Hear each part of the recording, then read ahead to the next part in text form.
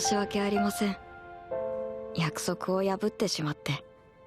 あの時からこの命は亡き者と、先生のために捨てようと決めておりました。In the few years that I've been making videos about my favorite stories, I've seen several patterns of internet discourse through discussions and arguments in my comments. And one of the most interesting and significant of these patterns has to do with sympathy, particularly when it comes to antagonistic characters. It's a very common thing for people to look at a point that appeals to a more neutral and sympathetic stance about a flawed character and feel repulsed and not want to engage with any nuance. This is somewhat to be expected due to how people moralize, relate with, and immerse themselves in stories. But regardless of how understandable this is, I find this trend to be reductive and not entirely fair to the writers of these stories. Sympathy is not at all a blanket advocation and forgiveness of all of a character's actions. It's simply an admittance that there is an aspect of them that manifests in pity and understanding for their trials and sorrow. It doesn't have to be one case or another, where you're either a blind apologist or a straight-up hater.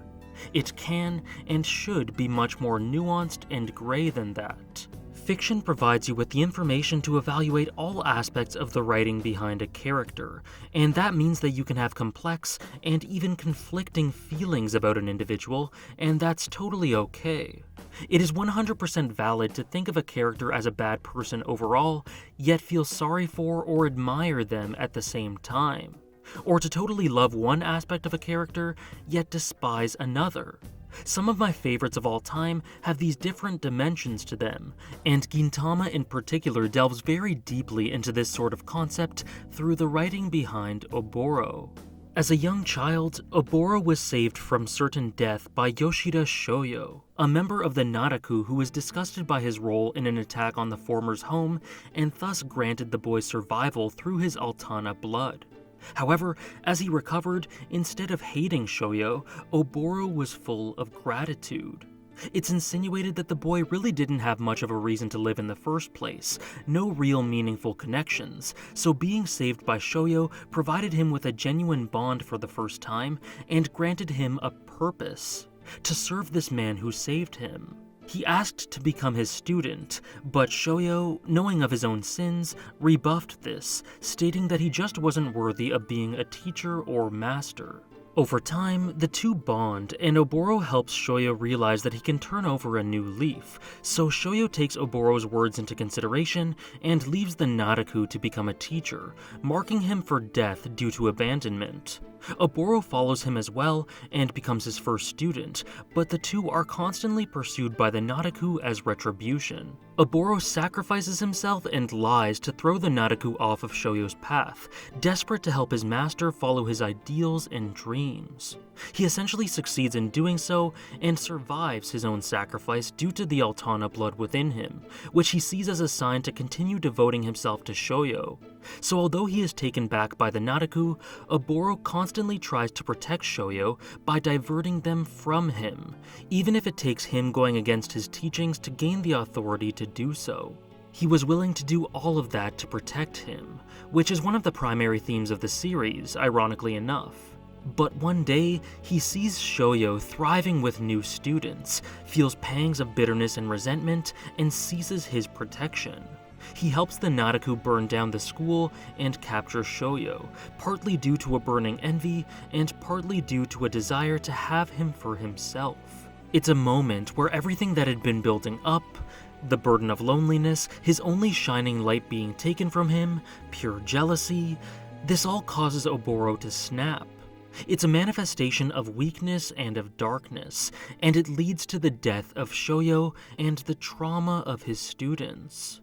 Oboro's idea after this was to have Shoyo resurrected and to selfishly tie him to himself once more. The only problem was that it was not Shoyo that came back, but the antithetical Utsuro.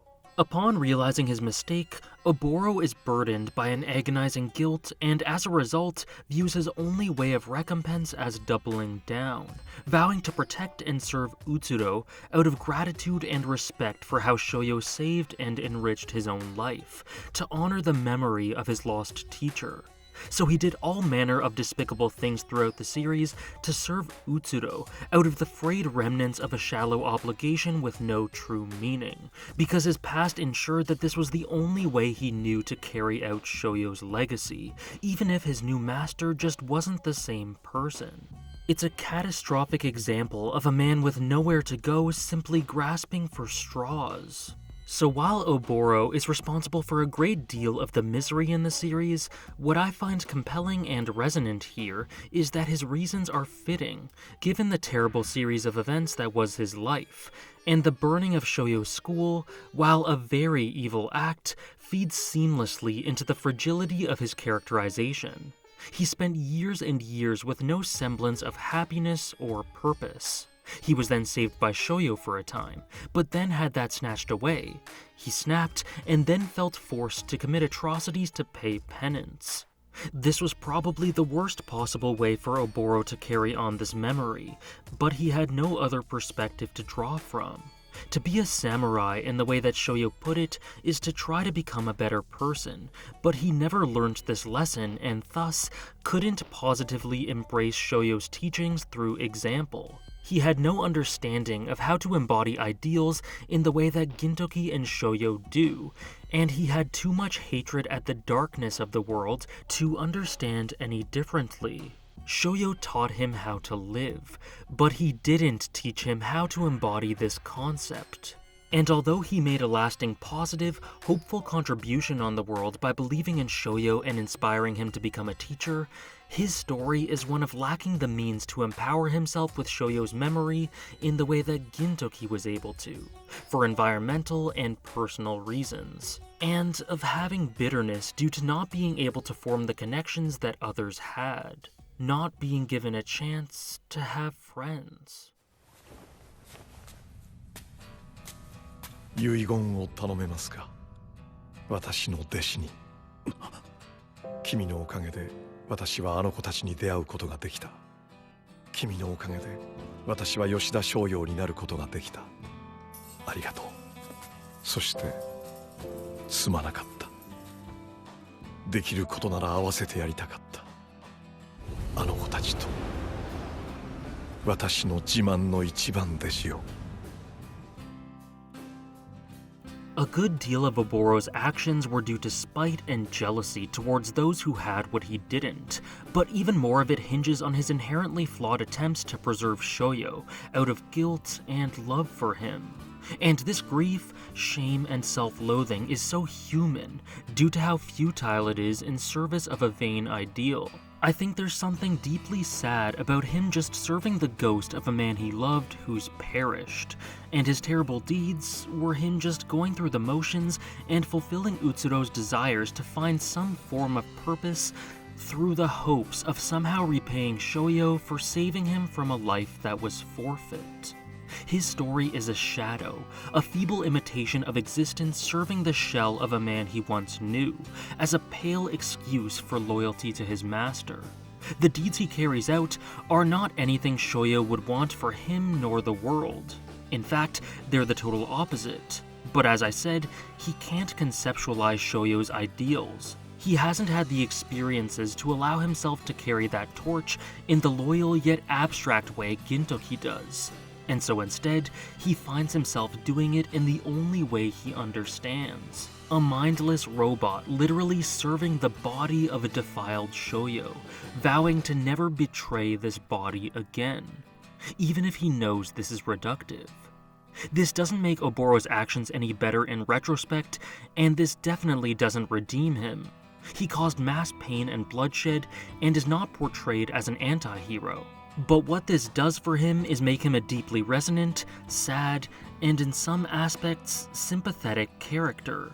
I wouldn't forgive the things he did, but at the same time, I still find his story pitiful. And the biggest strength of his character lies in the hypotheticals.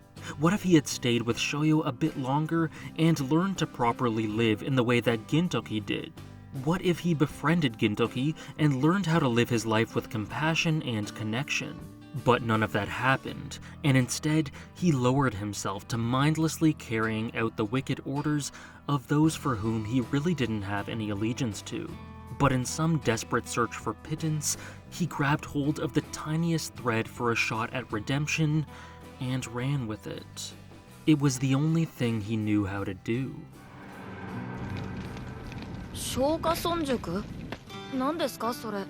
学び屋の名前です。どういう意味ですか？松の下で生まれたたった今。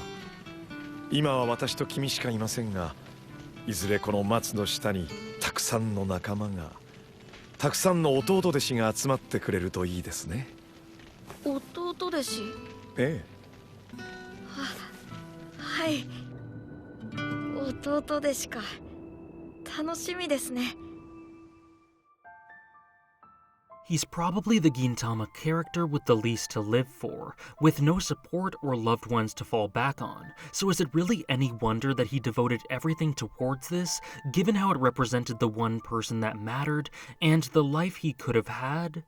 In a story that consistently emphasizes the duality between the silly and happy times, and how much they empower us in the darkness, Oboro is someone who had one singular shining light. And so, he propelled himself forwards using the fumes of those memories until he just had nothing left, never really achieving anything. He's not able to repay the man that made his life worth living, and so he passes the torch onto Takasugi and everyone else, hoping that they can end Utsuro and let his beloved master rest. Oboro knew that what he was doing was no good to anybody, especially himself. But he went through with it anyway, because he felt he had to. He isn't proud of his life, and his existence was one of misery for himself and those around him from start to end. But not entirely. For a small amount of time, Oboro found himself happy thanks to a beautiful soul. He provided love and fulfillment, and he got it in return. And although that period of his life was short-lived, for a stretch of time, he found himself to be the first pupil, and he was proud to identify as a student of Yoshida Shoyo. And as long as Shoyo also found the peace that he so desired for him, for Oboro, that may have been enough. Many thanks for watching. 俺は自らの魂のありどころを見失ったがゆえ、先生のためにもあの人のためにも己のためにも戦えなかった。もしやり直せるのなら、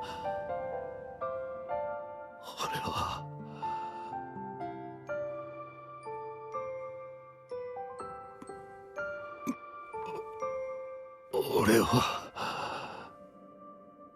お前たちに何